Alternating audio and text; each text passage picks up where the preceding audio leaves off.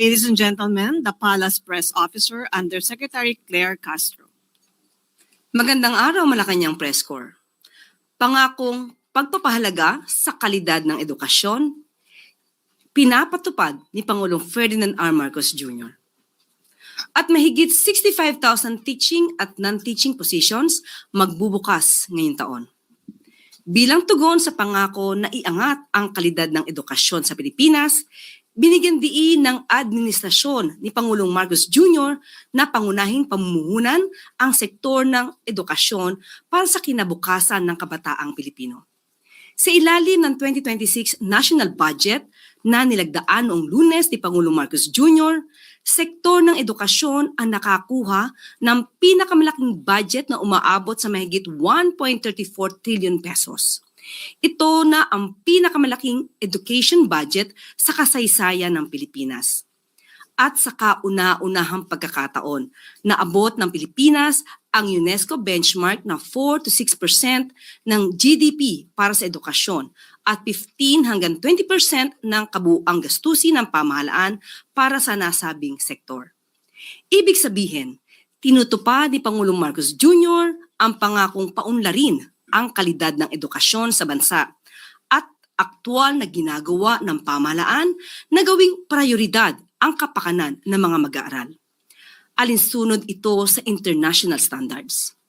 Maliban dito, inaasahan ding magbubukas ng aabot sa 65,184 bagong teaching at non-teaching positions ang pamahalaan ngayong taon.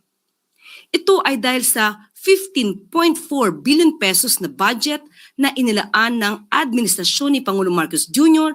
para sa paglikha ng mga bagong posisyon sa larangan ng edukasyon.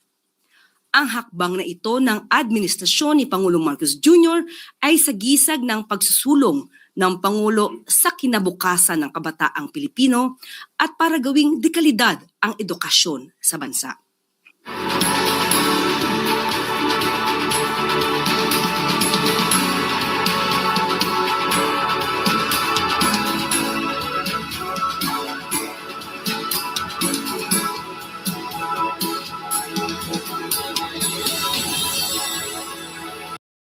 Usapin sa budget ng sektor ng edukasyon, makakasama natin ngayong araw sina Education Secretary Sani Angara, TESDA Secretary Jose Francisco Benitez, at si Commission on Higher Education Chairperson Dr. Shirley Agrupis.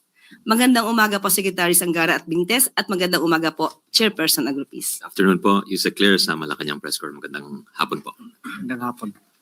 Magandang hapon po. Magandang hapon po sa ating lahat, sa ating kay Chair Agrupis, Secretary Kiko. Nagpapasalamat po tayo kay Pangulong Bongbong sa napakagandang resulta dito sa General Appropriations Act or 2026 budget.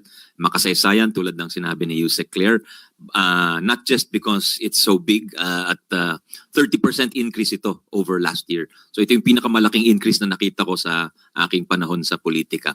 At bukod sa pinakamalaking budget at first time na pumasok po tayo sa UNESCO Global Standard na sinabing between 4 to 6% dapat ang gastusin ng relative to GDP or Gross Domestic Product o dun sa laki ng ekonomiya ng isang bansa, kailangan gumastos siya ng at least 4% para umunlad ng husto.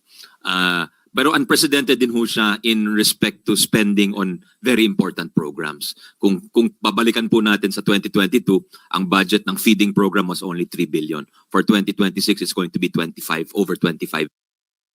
Dito po sa aral program, unprecedented din po yung spending. Ito yung para humabol po tayo dahil lumalabas na nahuli na ang ating mga bata sa reading and math. So hahabol po tayo. For the first time, binigyan po tayo ng 9 billion. So lahat po ng tutors, lahat po ng eskwelahan, meron na tayong tutor under the aral program. Andyan din po yung sa classrooms. Kung dati ang salapi na binigay po ng Kongreso ay sufficient for about 5,000 to 6,000 classrooms, ang budget ngayon ay for 24,000 classrooms na po. So nagpapasalamat po tayo sa di lamang sa Pangulo pero sa liderato din po ng at miyembro ng dalawang kamara sa Senado at saka sa Kongreso. Yung personnel din po, nabanggit din po ni Yusek Claire. Unprecedented, not only the hiring, we'll be hiring At ito continuous over the last few years. Kaya yung nababakante, yung shortages natin sa teachers, medyo nasasagot na po natin. Yung promotion, yung tinatawag na ECP or Expanded Career Progression, nakapag-promote po tayo ng 16,000 teachers. Ito yung rason kung bakit umaalis ang ating mga teachers dahil sa pakiramdam po nila, hindi sila na-appreciate ng pamahalaan, hindi sila na-promote ng gusto.